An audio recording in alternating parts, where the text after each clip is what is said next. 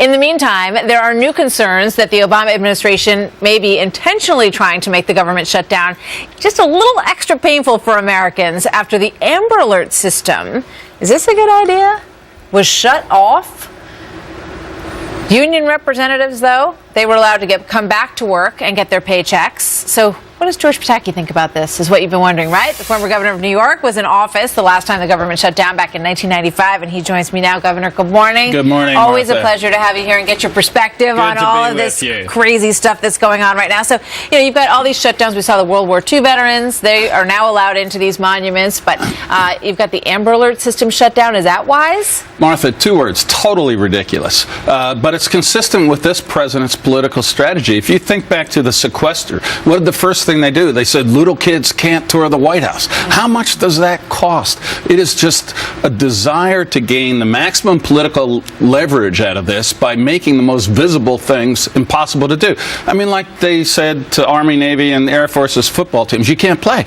Well, it turns out they're privately funded. That went over real well, so they had to back off. And, I mean, look at the House has already sent over a bill to open the national parks, but the Senate won't take it up because they want this. But you know what they're saying to this? They're saying, look, the government is, something like 83% shut down, I think, by the latest number that I saw.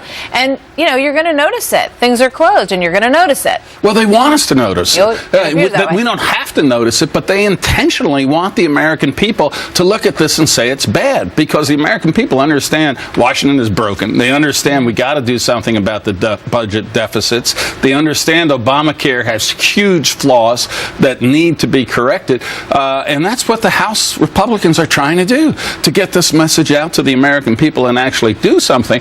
But what the Senate, particularly Harry Reid, want to do is inflict pain on the American people for political benefit. I was governor back in '95 when we had the shutdown. There's one huge difference. Back then, people wanted to solve this. Back then, President Clinton sat down with Newt Gingrich and said, okay, how can we get out of this? What do we do?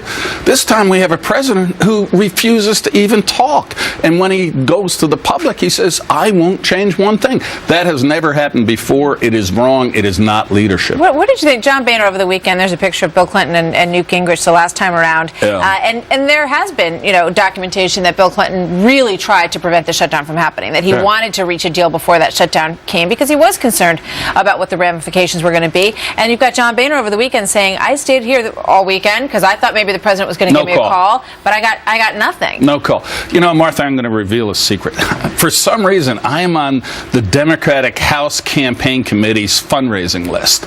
Since this shutdown has happened, every 6 hours I get an urgent message saying, send money. This is what's happening. This is what Boehner's doing. And this is what the polls are showing. Fundraising mechanism. They are looking to gain the maximum political hay. And it wouldn't surprise me in the least if behind the scenes Harry Reid and Barack Obama are saying this is not about tomorrow or today and ending the shutdown. This is about 2014 and letting us have complete, uncontrolled, no opposition control for the last 2 years like we did the first 2 years. This morning that say that this could be very problematic for Republicans, that show Republicans against any Democratic candidate, and they're losing. And you know what's sad? That I think Harry Reid and Barack Obama are looking at this from the standpoint of the polls and politics as opposed to the impact on the American people.